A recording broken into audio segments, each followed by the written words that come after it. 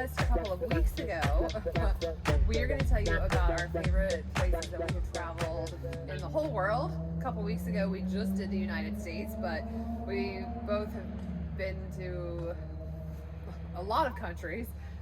So we thought we would do our favorite places around the world, and I will let Marty start. Okay, I'll start. You do one, then I'll do one. We'll give you our top two.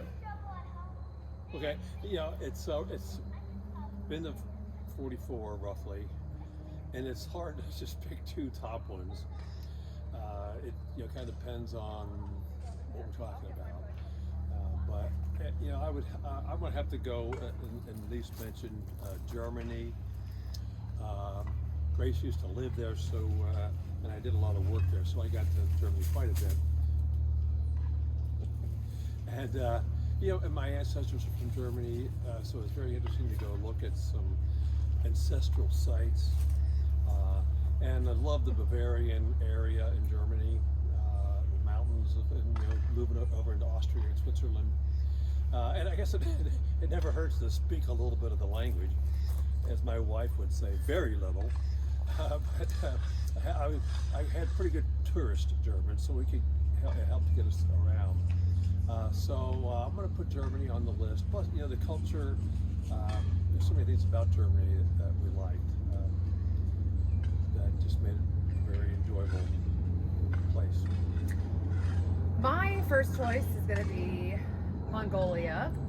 I lived in South Korea for 1 year, and luckily I had the opportunity to travel all over a lot of Asia, and Mongolia to me seemed like a country that nobody goes to. It's not a huge tourist destination, and I think it was my favorite country because everything seemed, it felt like you were stepping back in time thousands of years. A lot of countries that I've been to a lot of third world countries, and there's just so much poverty.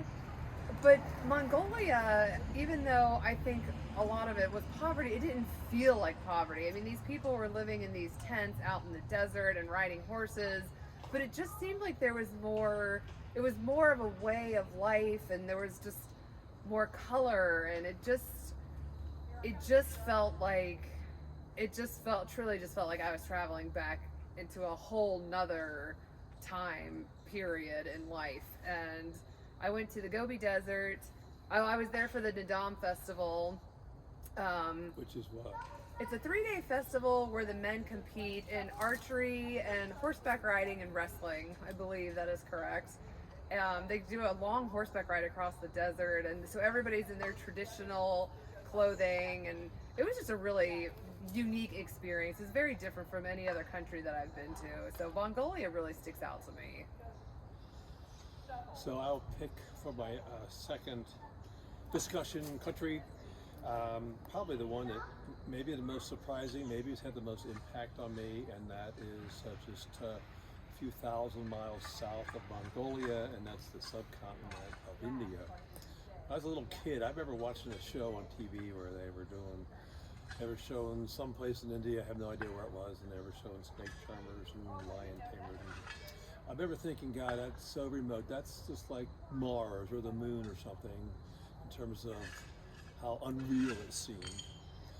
And now that I've been there several times, I don't know, 10 or 12 visits to India, probably spent 3 or 4 months there.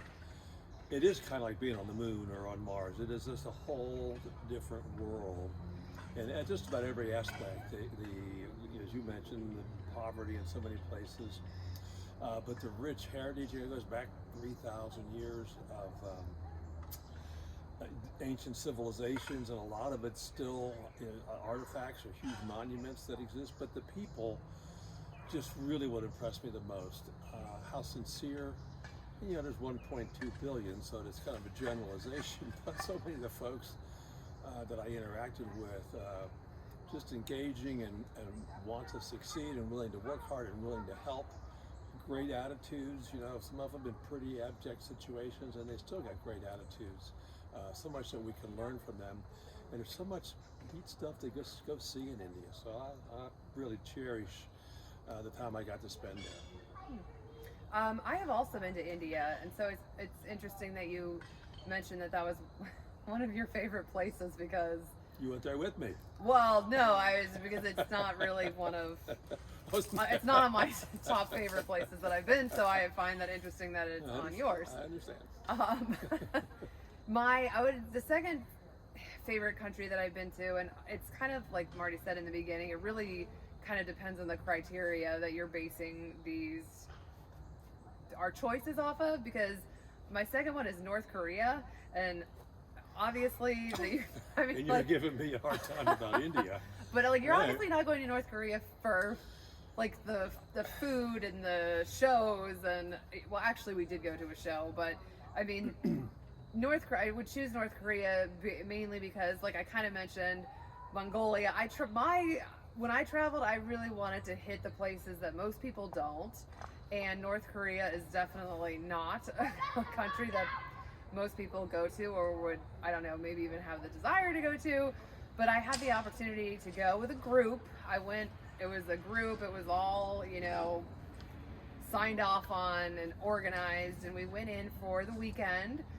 We went hiking in the Diamond Mountains, that's the English name for it. And I will say, it was just, obviously there's no other country like North Korea in terms of, well, the way the people live there under government rule. I mean, there was just soldiers, North Korean soldiers everywhere. We were on a bus, and when we crossed over into North Korea, we went through customs. And I remember there was a teddy bear. There was like a guy dressed in a teddy bear suit. Yes, and there was this teddy bear waving at all of us like you would expect at like Disneyland when the characters are waving at you. I thought it was the most bizarre thing. I'm like, we've just crossed into North Korea and there's a teddy bear waving at us. That was bizarre. But anyways, we got on the buses, and I remember a North Korean soldier got on we walked up and down the aisle, and I've never seen another human being that had like no life behind his eyes. It was the scariest thing I have ever seen. I mean, he just looked like he would have shot you, and it would have made zero difference to him.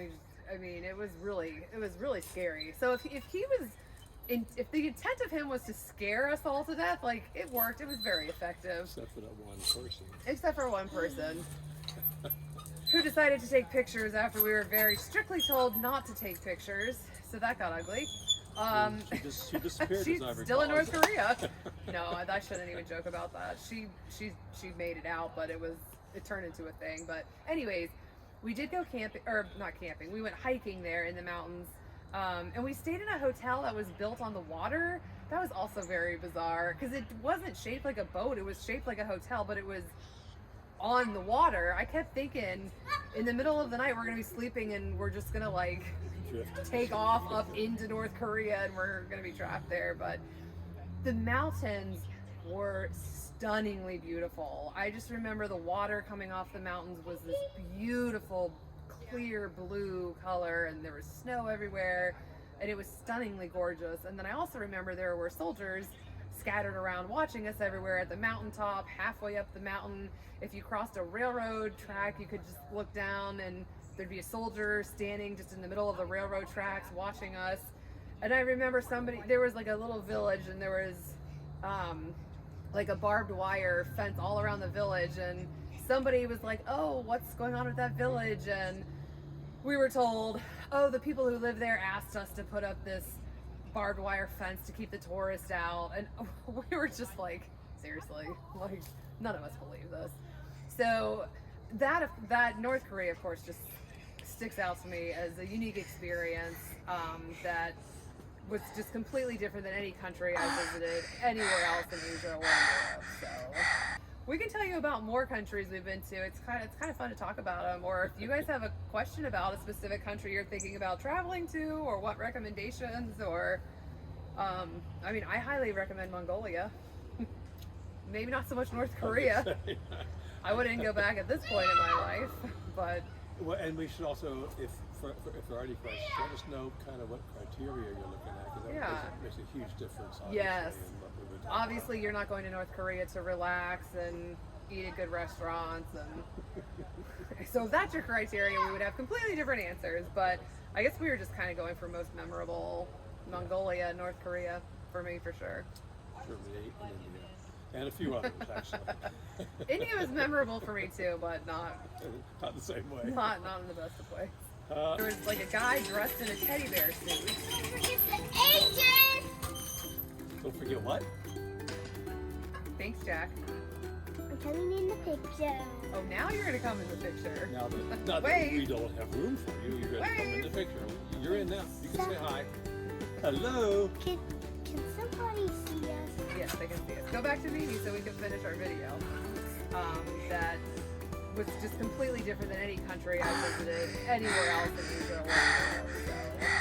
So maybe next time we can talk some more about some other countries because Oh my gosh, we was here, we I have ruined the picture. I better get real. I better get we don't see this picture. sorry. Like I said, next time when we can,